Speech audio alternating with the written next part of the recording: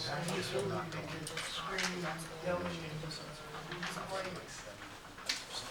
Okay.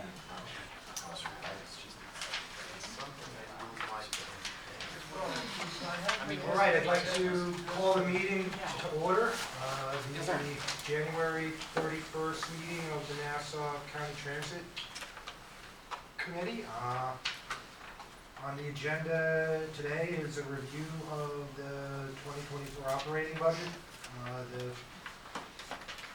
Q3 for 2023 scorecard, service updates, and community outreach. Do a roll call, but I know that we do not have a quorum.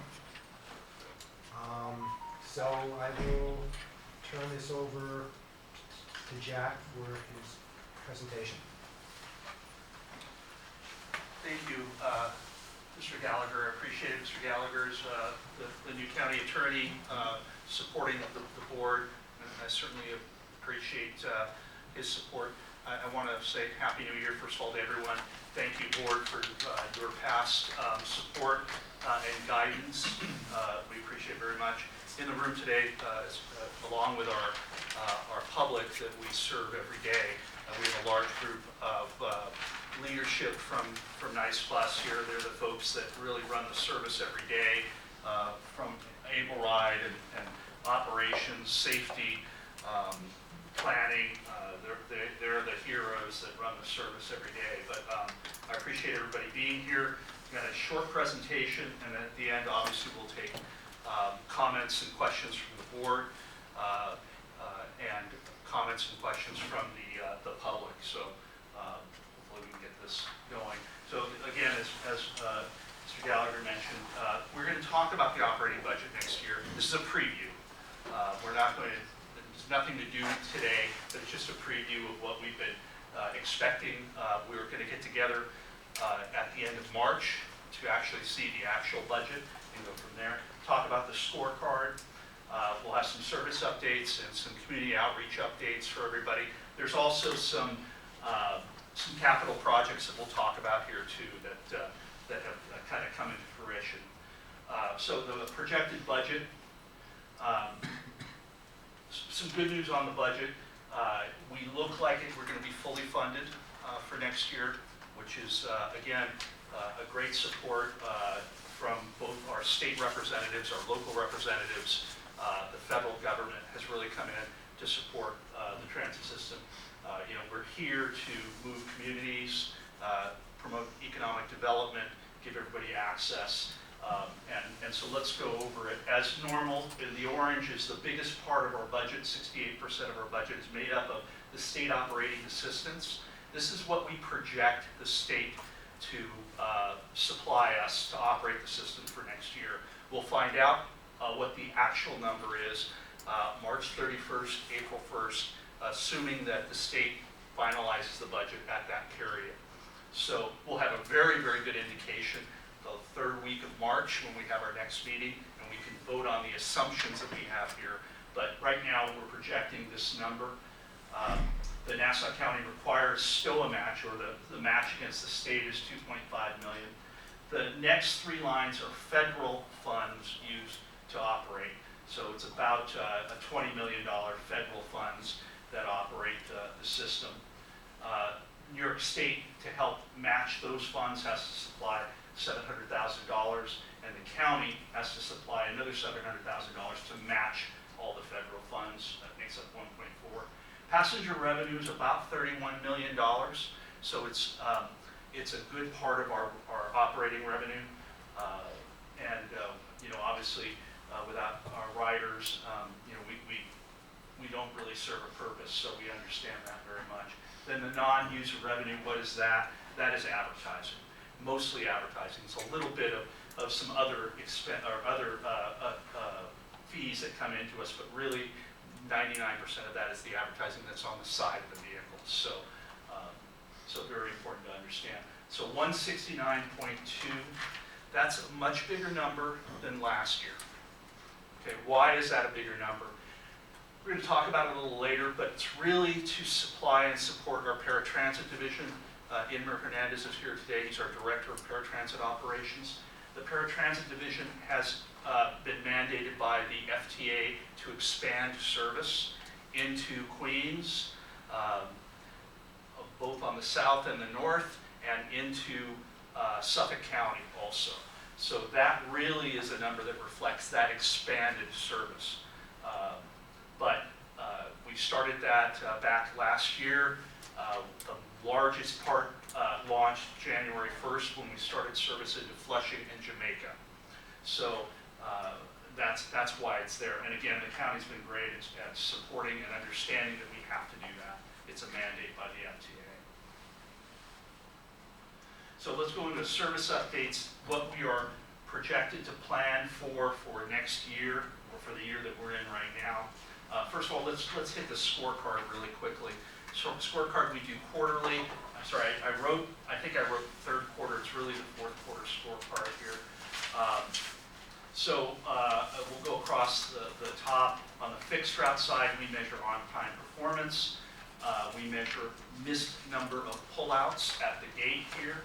And we also measure number of accidents per 100,000 as a ratio. Okay, those are standard, industry standard KPIs or industry standard measurements that we look at.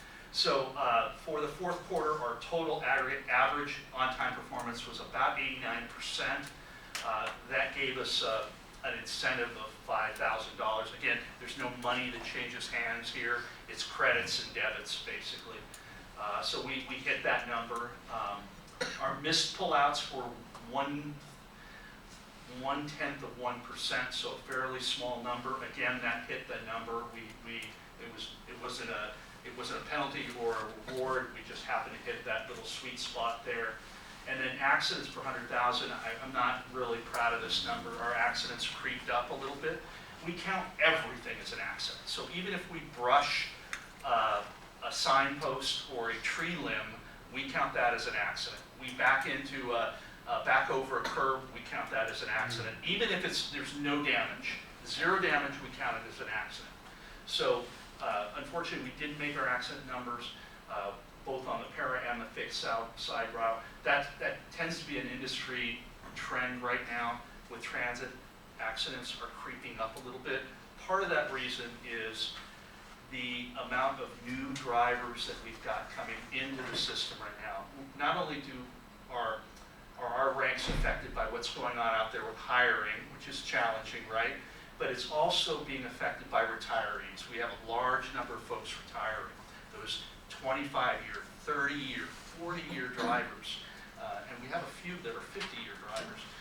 And they're retiring now. So, again, we're feeling it a little bit, but again, accidents are minor, and we'll hopefully keep it that way. On the paratransit side, our KPIs are a little different. We add call-answer ratios because, again, remember, all our clients call for trips, and so the call center is very, very busy. The number of calls they actually pick up and answer before people disconnect, 94%, 93%. Again, no incentive or hit on that one, so it was basically 0. On-time performance, 86%, which Inmer and his team should be very proud of. Again, it's a door-to-door service, and we're picking up and dropping off customers throughout that time. So you could have 5 people on a van and pick up and drop off people throughout the county and hit them all on time is sometimes a challenge, but 85%, 86% is very good. Missed pullouts, again, very, very low. Again, here on the paratransit side, that does not mean anyone was denied service. Everybody got service. So accidents, again, much higher than we wanted, but again, minor accidents. We're working on some plans to get that out. And then productivity, the amount of passengers per hour we're able to transport on a shared ride service. 1.30 is a fairly good ratio. It means you're being efficient enough, but you're being efficient, but you're not inconveniencing the riders on the trips. You're not making the trips too long. You're not putting too many trips outside the on-time performance mark. It's just the right balance. So anyway, that's the scorecard for the quarter. We'll talk about it and cover it again at the next meeting so that we can be a little bit more official with this. Did want to show this chart, and there's been a lot of questions about, well, what does ridership recovery look like since COVID took hold? And you can see the blue dot at the very top that says 100. Back in between 2019, 2020, March, I think it was 2020, that's when we got hit, and we automatically saw a drop in ridership down to 60%. The orange line represents our on-time performance over time. And the reason I want to show this is, as ridership has recovered, and we're at about 87% right now, our on-time performance has actually improved. So there's a lot to be said, excuse me, for what our performance team has done, what our operations team has done to ensure that that hasn't eroded, on-time performance hasn't eroded over time as more people board the bus. It's actually improved. Now, this is as of the end of 2023. Currently, the end of January, it looks like on-time performance, we have to still do some work on the number, but the on-time performance looks like it's hit 92%. So we're fairly happy with that. Now we're digging down deeper in on-time performance and looking at it by trip, by direction, by route, by time of day. So it's not just one big average number, because if you're Mrs. Jones standing, somewhere at your stop and you're not getting 92%, we want to find out why, right? So that's how we're going to be able to take, 92% to 94%. By digging in deeper. So we've still got some work to do there, but a pretty good number. So the updates for 2024 on the service. I don't want to characterize this, over-characterize it, but in general, it's good news. It's all service additions, service tweaks. It's all good news stuff. So we're not perfect. We know that. We're running a very complex system with 500, 600 drivers and complex machines that break down on Nassau County roads that are challenging, and Nassau County traffic. But we try to do our best. With John Feldman, who's the Director of Schedule and Planning, he's gone through and methodically looked at every route and tried to show some improvements in the route. Okay? Our basic budget, though, for the fixed route is almost flat. We're not really seeing an increase in the operating budget for the fixed route. So how does John increase service or improve service? It's really tweaking service. It's really looking at what we can be more efficient with. And his partnership with operations really helps that. So the N1 in the AM and the PM, we've increased frequency to 18 to 20 minutes. We've added trips. That'll help that service quite a bit. It's a very convoluted route in the south. It takes a lot of time to get out of that area and get going to where you need to go. But John and his team have done, with operations, have done a great job in getting on-time performance where it should be. The N6, we've added short turns on weekdays. That just adds more service, more buses. The N20X added more stops. The 22X added express stops. That's been a big hit with our passengers. The N24, again, there are some changes there on how we routed the buses, especially on the weekends. And again, it balances the loads a little better, so we don't have overloads on sometimes, and we don't have empty buses at other times. So John has balanced that pretty well. Again, the 35, the same thing. He's done some balancing there. We've done some better job on the connections on the 54, 55 on the east side. The 72 trips have been flipped to the N70s, so that's working its way through. And then again, the Able Ride service to extend Able Ride as much as we did without our clients suffering. In other words, without extending trips, without lateness, without everything else. Again, I'll give Inma, his team, a big high five for that one. So, additional service updates later on in the year. What are we looking at? On the right-hand side, by the way, is our new electric bus. So it's the first that arrived middle of last year. It's on the road now. It's serving the N16. It's the first electric bus in Long Island. on Long Island. We have 5 more that just arrived.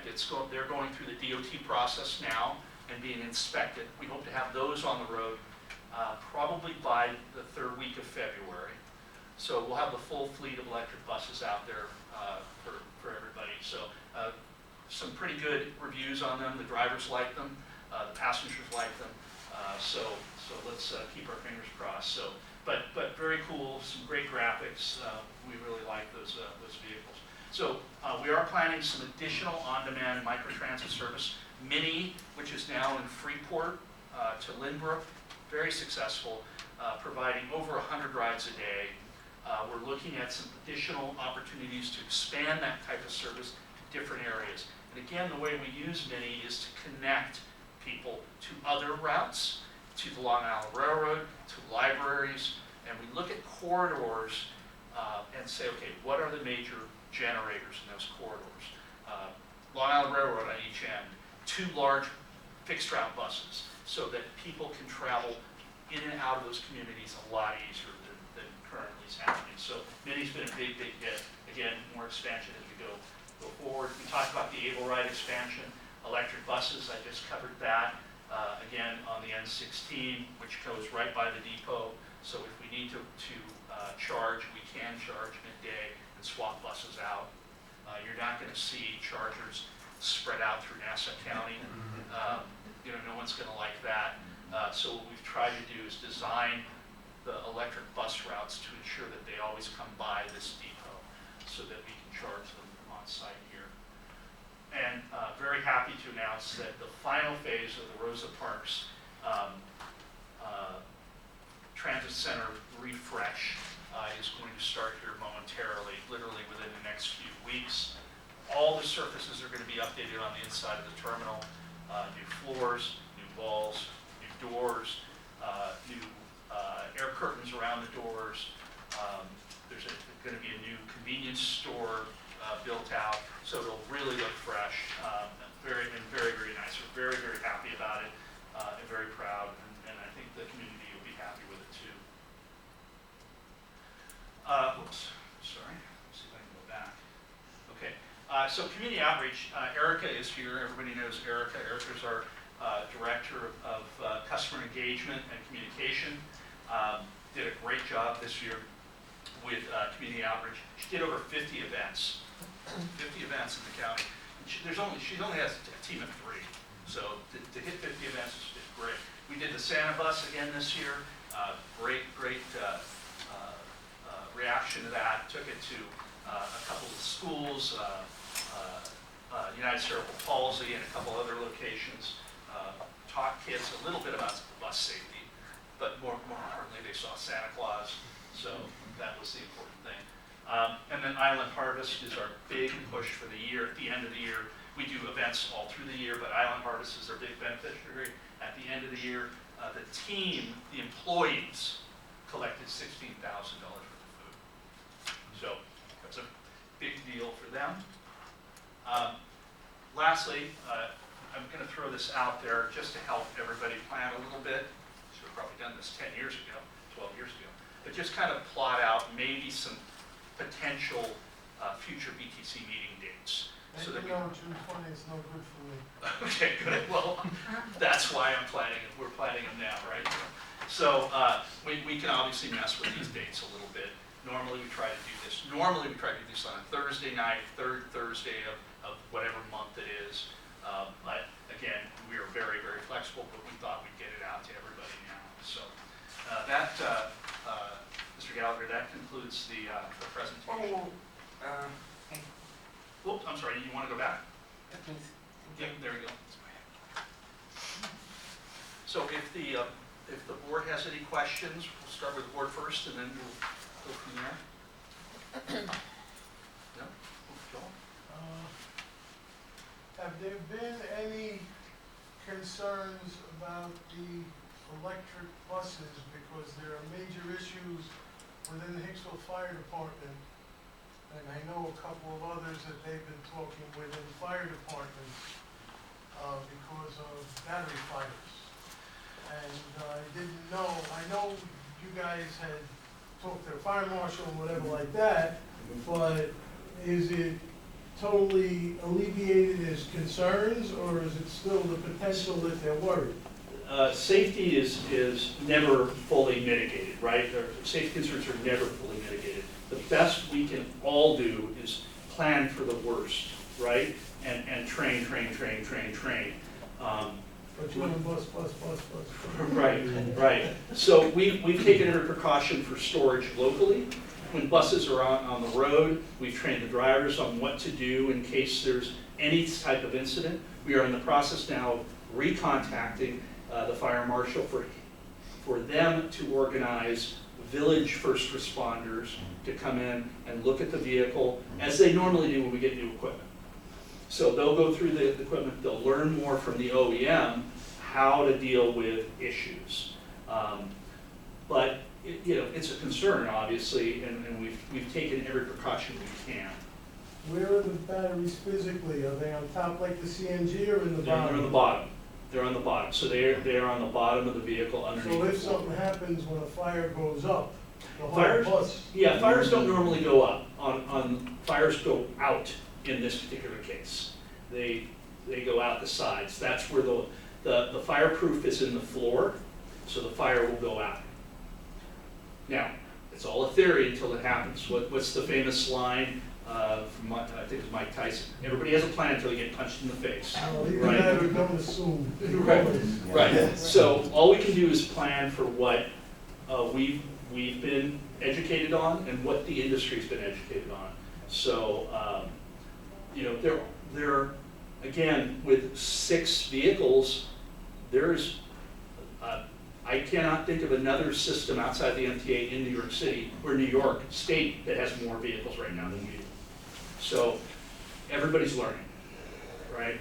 So not a great answer, not the best answer, but it's the answer. Okay, well, it's not like it's ignored, so Yeah. that's what's important. Yeah, no, not at all. Has the Alpine project on the south side of the Hicksville station been in touch with you, because I know they're about to start doing things? Yeah, we have heard from a few folks, and I think it's on John's. Yeah, I just spoke with them today. Yeah, so Okay. it's on John's calendar and Erica's calendar to make sure that we're involved in that. We're working on it with them right now. Okay, good.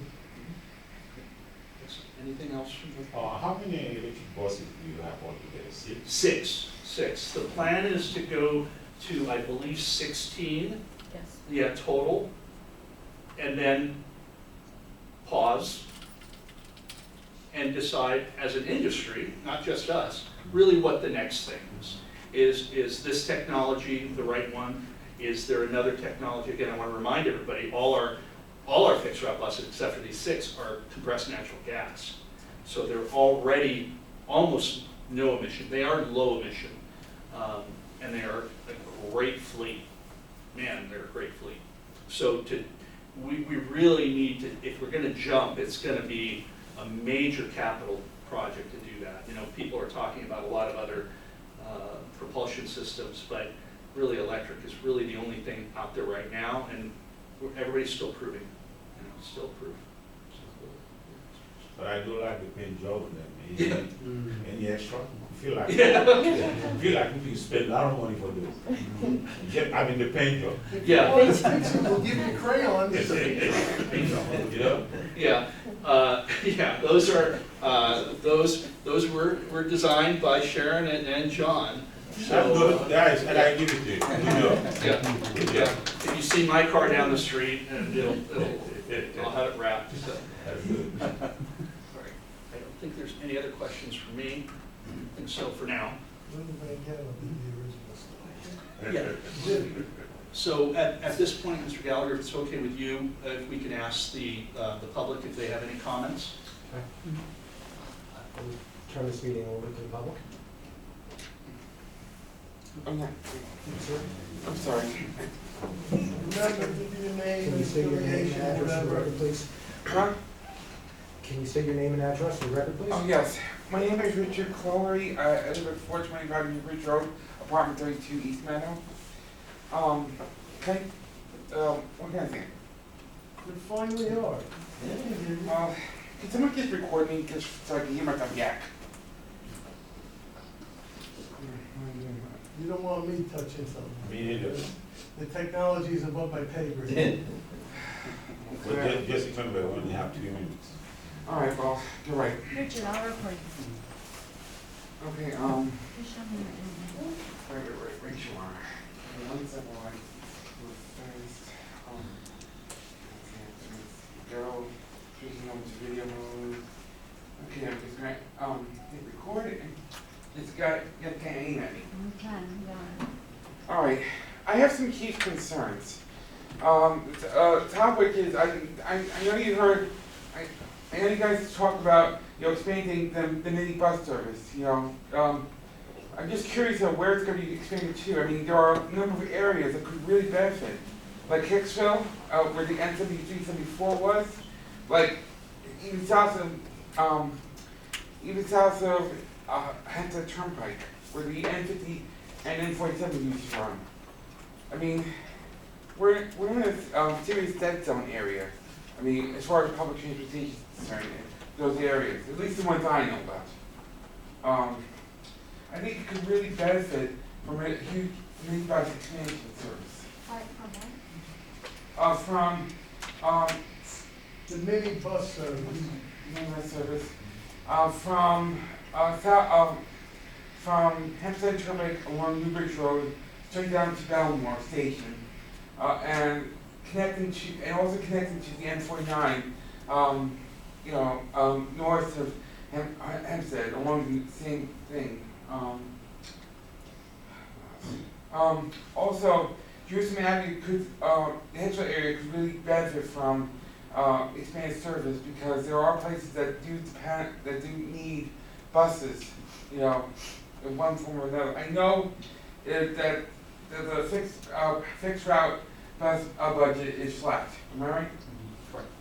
Well, I'm just curious about how we're going to increase it.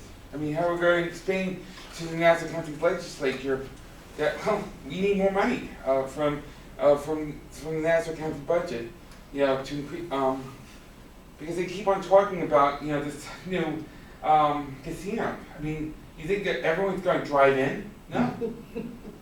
Good system. I mean, they're going to be dependent on buses getting them to and from the Hicksville station, the Mineola station, and a bunch of other stations. Look, I get it. Times are tight. Times are tight as what it is, even now. But you know what?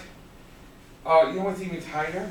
I mean, people getting hurt on the roads. I mean, pedestrians, cars, bikes.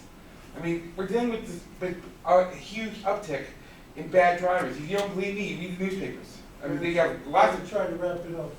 I'm sorry. I'm just going to say this. We need to increase mini bus service or restore bus lines to and get more buses for the N50, the N47, the N7374. That way we can restore bus service to everywhere. And also, I can't, even though this is Nassau County, I can't get an Able ride to Jericho, to the Jericho area. I mean, the reason's simple. There's no bus lines that reach up that far north. Okay, thank you. Thank you. I said my piece. Bye-bye. I'd just like to know, was the And N50? stand up and give your name and address for the record. Alicia Simpkins, 38 Farnham Boulevard, Franklin Square, New York, apartment 2. Thank you. I'd just like to know, was the N15, is it still gonna go down Old Country Road? Did they stop that where it goes down Old Country Road, a portion of the day? Some of these questions they'll address at the end. So they're recording what the questions are, and Jack will address them all. So if you have any other questions, I have say a them now. question. Go ahead, no problem. The N71 doesn't go to Sunrise Mall anymore, they took it out temporarily. How long until they bring it back? And is it gonna go to Sunrise Mall because Sunrise Mall is closed now, right? Well, They if close all- Sunrise Mall becomes viable again, I'm sure they'll consider it, but it's not viable right now. So it's going forever as of now. Well, if the mall doesn't change, Okay. that's unreasonable to ask them if the mall doesn't change. So, anyone else? Hey, Joe Torsivia, Levittown. and I always read from a prepared statement because I'm a writer and not a speaker. Okay, so many of you recall that I would attend these meetings, Jack certainly does, with a list of complaints over levels of service and other things, and offer feasible suggestions, not pie in the sky, never happen types. And whether or not I had any actual thing to do with it, many of the most reasonable ones were acted upon, and then some. And I thank you. Today I feel that NICE has created a very respectable bus system for what Nassau County is. More service where it needs to be, and fewer empty buses traveling along underutilized routes. My own route, the good old N49, which you've heard about over the years, thank you, has largely benefited from these changes versus what had been when I first appeared before you. Still, there's always something, isn't there?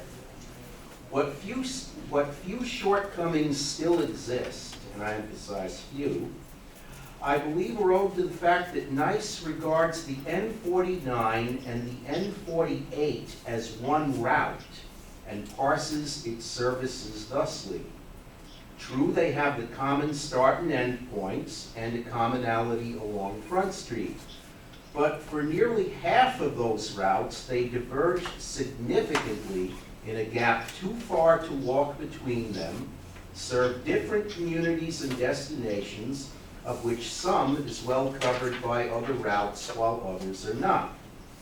N48, for instance, is duplicated at the north end of Carmen Avenue by the N24, serving the Family Court and the Barnes & Noble office building. The south end is covered by the different Hempstead Turnpike lines, and when the correctional center is not open to visitors, there are a few significant destinations in between.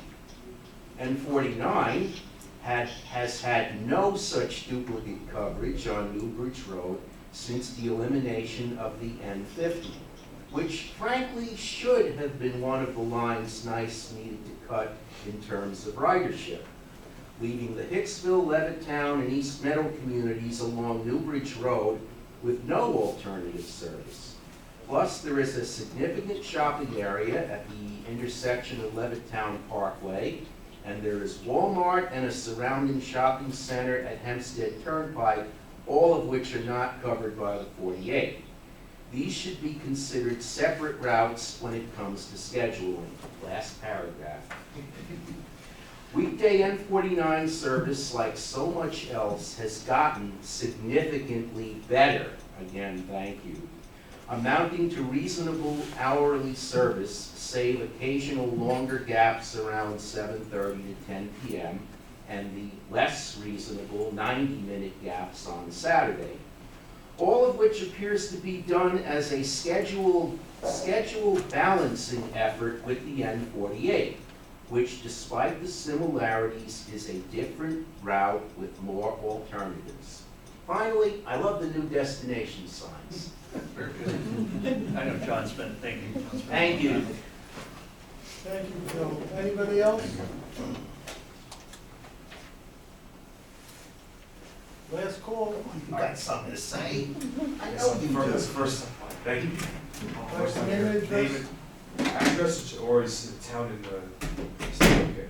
You have to be identified somehow. Fine. Okay. Alexander Hall, 70 Atlantic Avenue, Farmingdale, New York. First time here. Thank you very much for this meeting, CEO of Mr. Katsounis, for the presentation. My questions are as a somewhat new writer of the NICE Plus due to a job change. I work in Port Washington, and if I want to take the bus, it's usually because I don't want to drive into the city. It's really convenient for me to take the train to Mineola, and somewhat less convenient to have to endure a 40-minute local bus ride on the N23 to Manhattan to get to work. The infrastructure is there. I'm grateful to have a bus stop right in front of both my workplace and also the option of taking the bus from where I live in Farmingdale to just how I got to get 7 the transit center and the shuttle bus here. But perhaps one thing that could possibly be looked at as to whether or not there might be an goes north south. I'm sorry. Look, yeah, sure. He's created those 6 cycles. Look into whether or not there can be an express bus service that goes north-south. Would like to see the N23, that's only because I ride it. The second thing is whether or not the final phase of the renovations to the Rose Park, the transit center, will include soap dispensers that are embedded into the actual sink. There are no soap dispensers on the men's restrooms, at least, like, not, well, there used to be, but they probably got torn off. But soap doesn't get stolen in Penn Station, the Grand Central sinks, restroom sinks there, because the dispensers are actually level with the faucet. The third thing is whether or not there's going to be a push to increase bus service in time for the World Cricket Cup. That's going to take place in Eisenhower Park this June. Thank you for your time. Thank you. Anyone else? Hearing no further, Jack, the floor is yours. I'll try to answer as best as I can on all that, and I'll phone the audience when I need some help here, because I don't necessarily know all the answers. I'll work backwards. The Cricket Cup, we have been talking to the county back and forth on that. We're not sure exactly where it's going to land, but we're involved in it, so we'll see whether it be shuttles, parking shuttles, or something else. We're open to whatever we need to do to support the county and their efforts to bring events to locally, so that's great. Great idea on the soap dispensers. My frustration there also. We'll work on that. And again, everybody's brought up some great ideas on fixed route service, whether it be express service and we try to add expresses as we can. Our goal over the longer term, when we say longer term, we're talking about, again, we've been here 12 years, and I think we've done a pretty good job in evolving the system.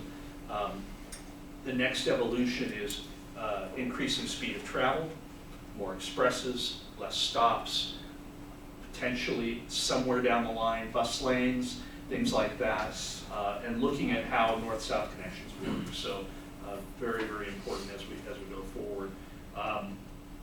You're correct. Balancing the schedule between the N48 and 49 is certainly something we've had to do over time.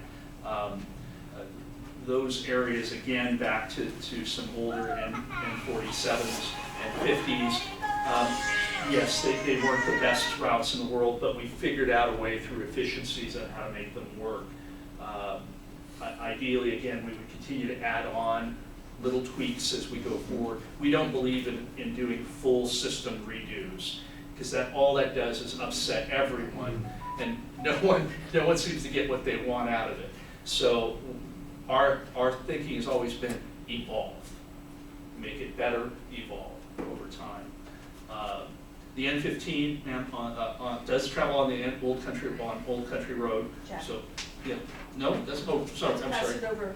Is John here? Yeah, No, John. John, you want to talk a little bit about Sure, that? sorry. Thank you, Yeah. Erica, for correcting that. as you know, we used to run a couple of trips during the rush hour up from Hempstead and from Long Beach over Old Country Road to Roosevelt Field.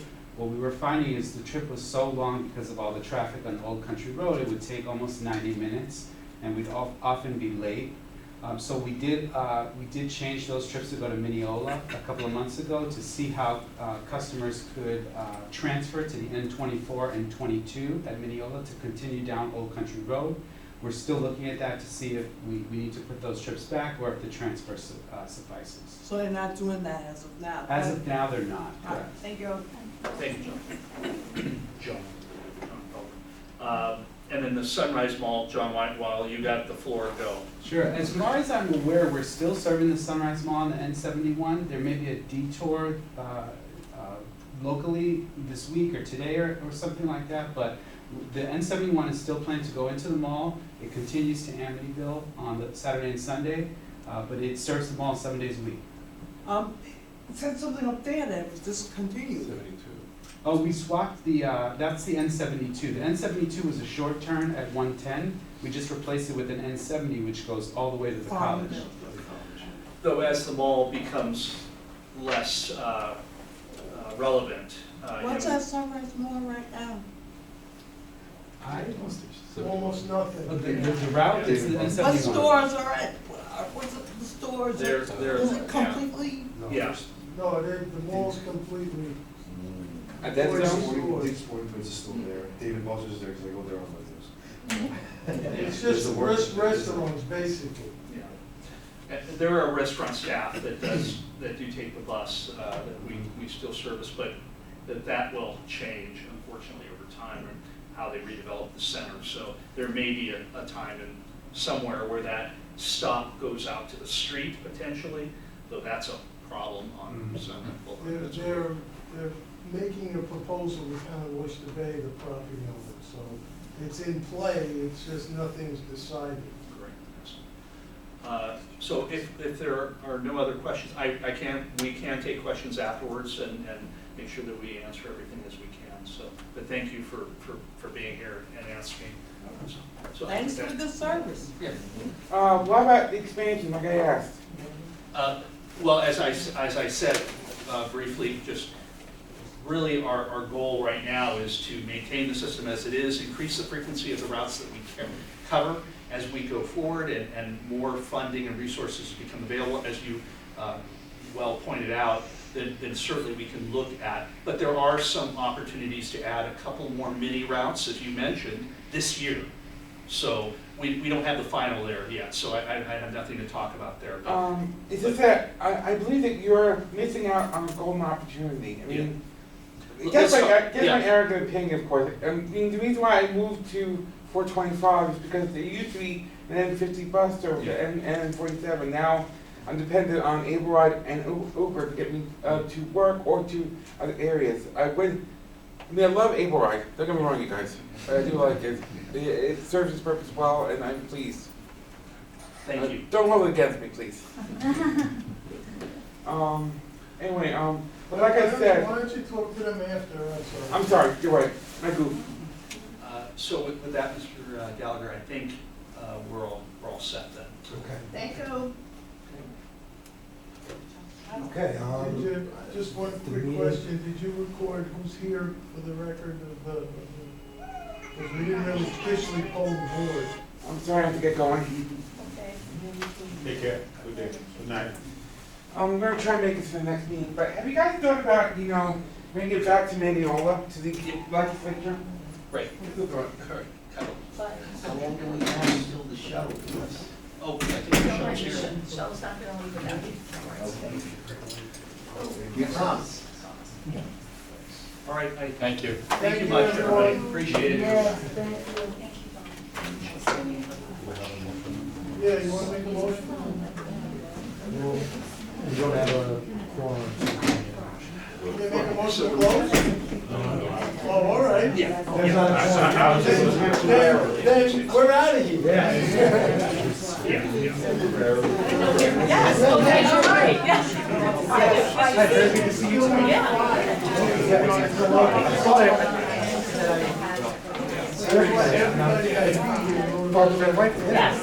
Yes. All right. Go right around. Yeah. Distributing everything as we should. Yeah. Just realize I have Yeah, that's right, I remember that.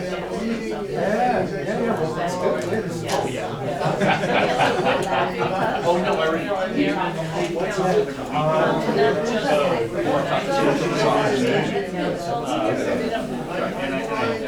I'll tell you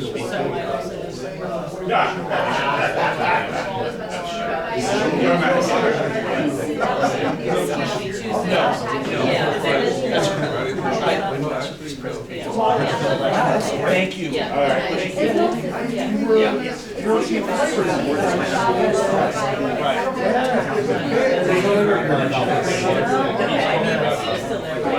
Sue's still there. It's more like she's coordinating with outside of the county. Nick retired now. Just talking about something else. There's really nobody left from that wing of the building. Ralph is the only one. There were a few people, I will, up until about a year ago, there were 3 people there. More